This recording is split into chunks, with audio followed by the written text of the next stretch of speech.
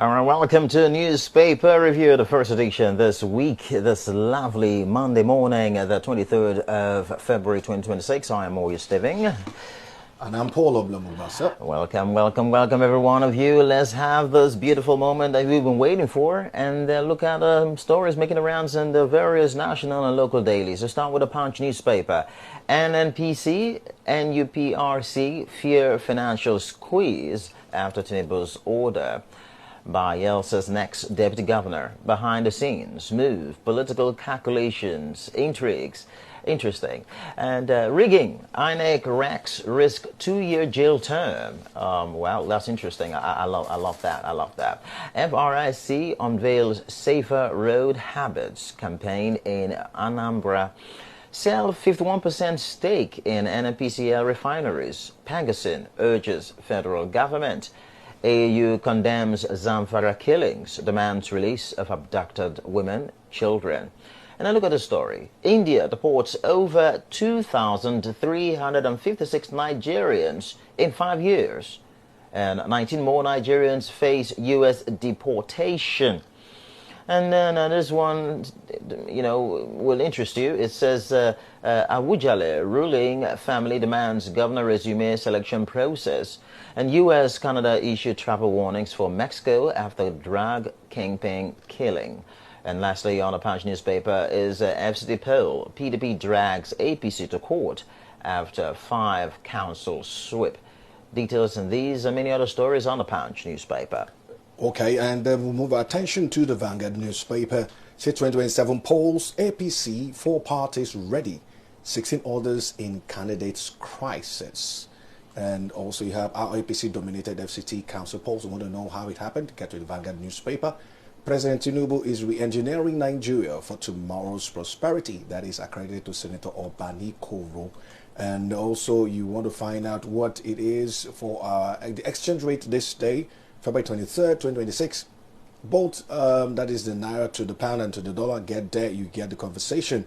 Mexico's most wanted drug lord, El Mencho, killed in military operation. And democracy under siege. Tinubu's chokehold suffocating Nigeria, and that is accredited to Atiku. 82 months of unremitted pension deductions, heightened tension in electricity.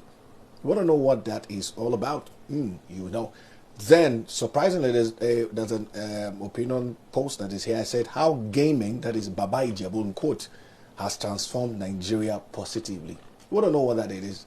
Get to the Vanguard. And finally, from the Vanguard newspaper, it says oil theft, how criminal networks are moving from creeks to communities, C to C. You want to know what that story is all about? Get to the Vanguard newspaper. So let's go to the business day, and this one, I start with this one. Nigerians can buy refinery shares within 5 months, says Dangote. Yes, Nigerians, you can start buying the shares now in 5 months, says Dangote. Foreign investment seen as $23.3 billion strongest in 6 years. That is good. APC wins 5 FCT councils. PDP secures Gwagwalada. And FCT polls. Ikie praises Tinubu, says Nigerians have identified real opposition. Wow, Ikie will never stop. Flood. NEDC assures residents and motorists of speedy completion of destroyed bridges. NEDC assures residents and motorists of speedy completion of destroyed bridges. APC sales majority in FCT councils as PDP claims Gwagwalada. Okay, I've taken that story before. And global livestock demand push agri-food gas emissions to 23-year high.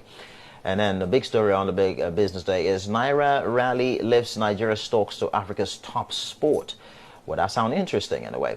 Slowing inflation puts first rate cut in 5 months on table. And then if you go on to the business day, you see more stories. But then let's pause there and move on to another paper. Let's get to the Guardian newspaper. It says ADC slams federal government, Akwa Ibom over oil wells dispute. And also the HURIWA accuses Ikie of undermining FCT polls. The Chief of Defense Staff says we can achieve intel, stability, via controlled rehabilitation of terrorists. That is accredited to the Chief of Defense Staff, who says we can achieve intel stability via controlled rehabilitation of terrorists. Activist kicks as Plateau sponsors pilgrims with 7.48 billion naira. Then also, rail passenger accuses NRC staff of ticket racketeering. If you have any time, given time, travel by rail, you understand that conversation. Dangote opens refinery shareholding to Nigerians, sets 4 months timeline. And if you really want to go to invest in the largest refinery in Africa, the African continent, it is for you, but the window is just for 4 months. Anxiety as 25 oil blocks expire amid new executive order. Then you also have group raises concern over displacement of traditional markets in Lagos. Finally, from the Guardian newspaper, you have something around the federal government loans 5% of GDP for industry development financing. These and many more you see, including Sarab urges Tinubu to revoke broad communication surveillance regulations, from the Guardian newspaper. Let's look at the Nigerian Tribune before we look at the stories in detail. Section 1 of Lagos Calabar Coastal Highway to be commissioned by May. That's according to the Minister of Works, Dave Umahi. And FCT Council polls, ADC defeats APC, wins first polling unit. That but then still on the Tribune, Nigerian Tribune, you have this: APC shows strength, wins big in FCT, Kano Rivers, Ogun, and it's been interesting, right? If you check all the social media, you see a lot of things. But right now, the paper is reporting that APC shows very, very good strength there. Most terrorists killing Nigerians are foreigners. The federal government is saying most terrorists killing Nigerians are foreigners. Electoral Act, what changed in the new law? That is Senate leader speaking there. You want to check out the details of that story on the Nigerian Tribune. And APC's victories in FCT, Kano Rivers endorsement of Tinubu's reforms. Yewada, the chairman of the APC, speaking there. What do you expect? Plateau PDP sets up committee to investigate allegations of defections. These and many other stories in the Nigeria Tribune. So stay tuned as we look at the stories in detail.